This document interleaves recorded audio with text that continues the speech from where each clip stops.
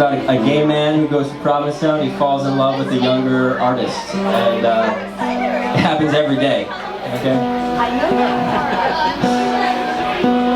Happening right now. They love this in Provincetown, so everybody laughs. It's called Ballerino.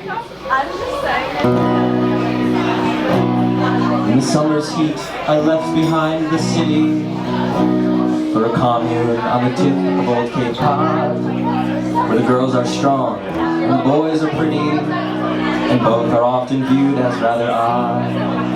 In a small cafe I found there was an organ, and it played a melancholy tune for a dancer, the chalkboard billed as Jordan, and I watched him pirouette all afternoon. He was my ballerino when he danced his way into my heart.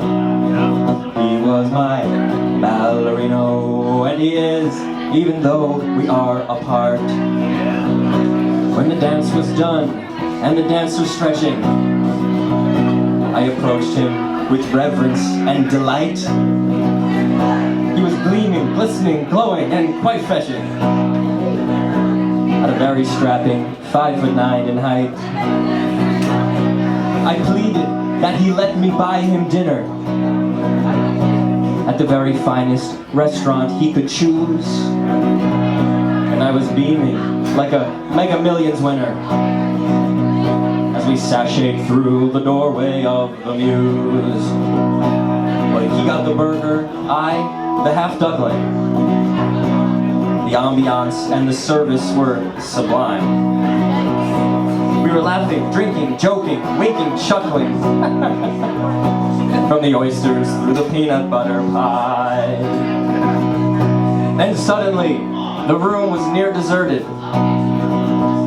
and the lights above the bar turned way down low. And by Pingle, we politely were alerted. It's 3 a.m. It's time for y'all to go. So we strolled Commercial Street down to the wharf. We sat beneath the stars before the bay. He admired my scarf. It was from Bergdorf. I wrapped him in black watch at break of day. Thank you. Time went by and brought me back to the city, to the subway cars, the parks, and the museum. The boys were sharp and chic, but not as pretty as my dancer who I thought of but didn't see him. Till one day, I was ambling through Manhattan, and in a bodega behind some hot dog carts, who should I see in a tutu made of satin? On the New York Times cover story on the arts. He was my ballerino and he danced his way into my heart. He was my ballerino and he is, even though we are apart.